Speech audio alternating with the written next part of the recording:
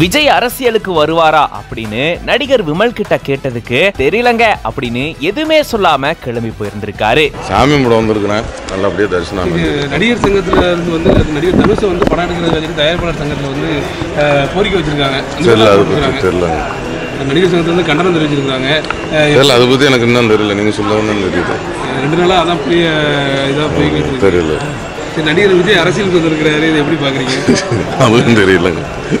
சரிங்க, நன்றி நன்றி. சாமி தரிசனம் செஞ்சுட்டு வந்த நடிகர் விமல் அவர்கள் கிட்ட இந்த மாதிரி செய்தியாளர்கள் கேட்க இப்படி ஒரு பதில சொல்லிட்டு அவர் கிளம்பி போயிருந்திருக்காரு. தூத்துக்குடி மாவட்டம் திருச்செந்தூர் அருள்மிகு சுப்பிரமணிய சுவாமி கோயிலுக்கு நடிகர் விமல் அவர்கள் தரிசனம் செய்யறதுக்காக வந்திருந்திருக்காரு. மூலவர், சண்முகர், சத்ரு சம்ஹார மூர்த்தி, பெருமாள் ஆகிய சன்னதிகள்ல சுவாமி தரிசனம் மேற்கொண்டிருந்திருக்காரு. அதுக்கப்புறமா கோயில் யானையான தெய்வானை கிட்ட அவரு ஆசீர்வாதம் வாங்கியிருந்திருக்காரு. அதை தொடர்ந்து அவர் கூட போட்டோஸ் எடுத்திருந்திருக்காங்க அவருடைய ரசிகர்கள். அதுக்கப்புறமா தான் கோயிலை விட்டு வெளியே வரும்போது செய்தியாளர்களை சந்திச்சிருந்திருக்காரு. அப்போ நிறைய கேள்விகளை செய்தியாளர்கள் முன்வைக்க எல்லாத்துக்கும் தெரியலங்க அப்படின்னு பதில் சொல்லிட்டு அங்கிருந்து கிளம்பி போயிருந்திருக்காரு. நடிகர் தனுஷ் தயாரிப்பாளர் சங்கம் விவகாரத்து சம்பந்தமா கேள்வி கேட்கும் போது எனக்கு தெரியலங்க அப்படின்ற மாதிரி பதில் சொல்லியிருந்திருக்காரு. அதே போல நடிகர் விஜய் அவர்கள் அரசியலுக்கு வர்றது சம்பந்தமான கேள்வி எழுப்பும் போது அதுக்கும் தெரியல அப்படின்னு பதில் சொல்லிட்டு வேற எதுவுமே சொல்லாம அங்கிருந்து நடிகர் விமல் அவர்கள் கிளம்பி போயிருந்திருக்காரு. இப்படி திருச்செந்தூர் முருகன் கோயிலுக்கு சாமி தரிசனம் செய்யறதுக்காக நடிகர் விமல் அவர்கள் வந்த நிலையில